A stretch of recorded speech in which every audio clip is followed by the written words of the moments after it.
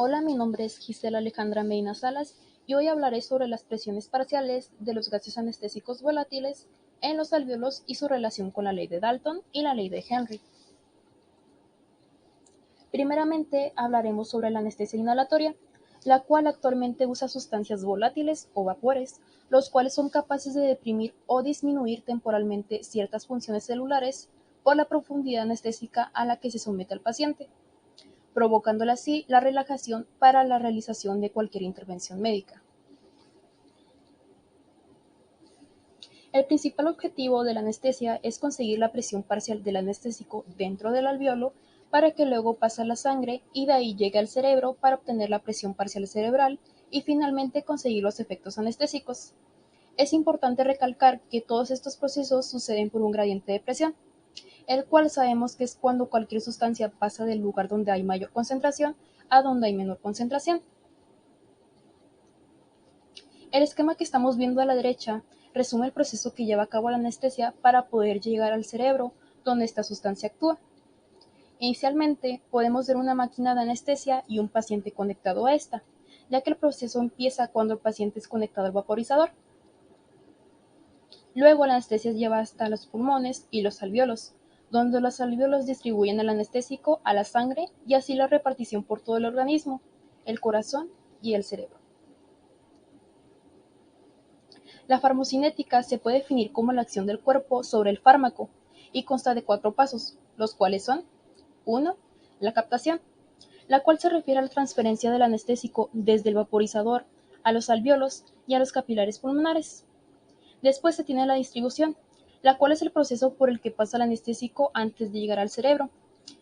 Luego está el metabolismo, el cual se refiere al procesamiento de la anestesia en el cuerpo, y finalmente la eliminación, el cual es el proceso inverso de la distribución.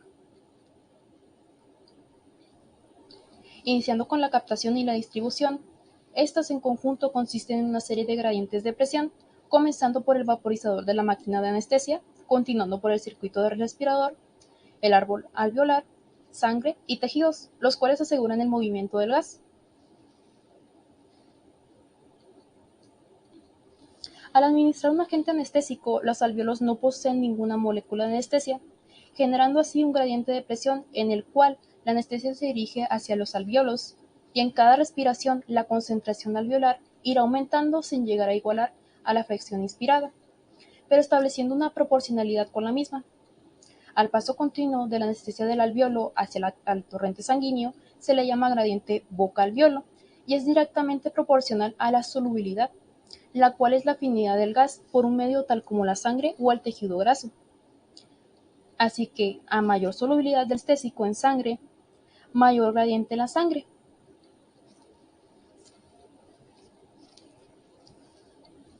Por último, el paso de la sangre arterial a los tejidos como el cerebro dependerá de la perfusión y solubilidad del gas en los diferentes tejidos.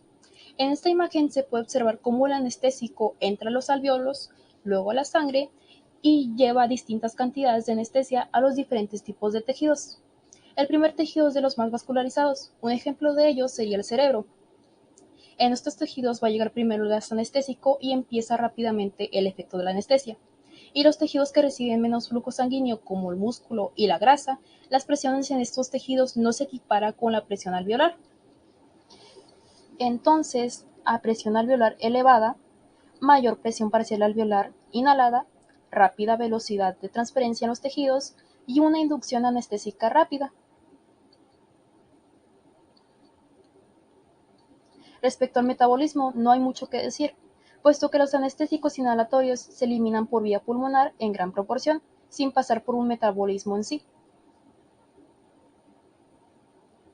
Finalmente, su eliminación se lleva a cabo por la ventilación alveolar.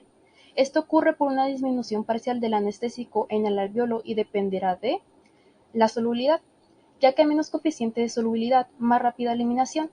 También depende de la redistribución de los tejidos antes mencionados, el cual nos dice cuánta anestesia capta cada tejido debido a su vascularización, y finalmente también depende del metabolismo de cada paciente. Entonces podemos concluir, reconociendo la importancia de la ley de Dalton, la cual menciona que la presión total de una mezcla de gases es igual a la suma de las presiones parciales de los gases que se componen la mezcla. Implementando esta ley antes mencionada, sabemos que la presión parcial del gas anestésico en la sangre es proporcional a su presión parcial en los alvéolos, y esta está determinada tanto por su presión de vapor como por su concentración en la mezcla administrada en la máquina de anestesia, mientras que su relación con la ley de Henry, la cual enuncia que la cantidad disuelta en un líquido es directamente proporcional a la presión parcial que ejerce ese gas sobre ese líquido, es porque la presión de vapor cambia con la temperatura y generalmente permanece constante.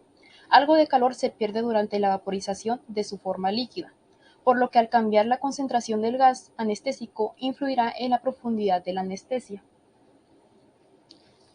Finalmente, aquí se presentan las referencias que utilicé para este trabajo. Muchas gracias por su atención.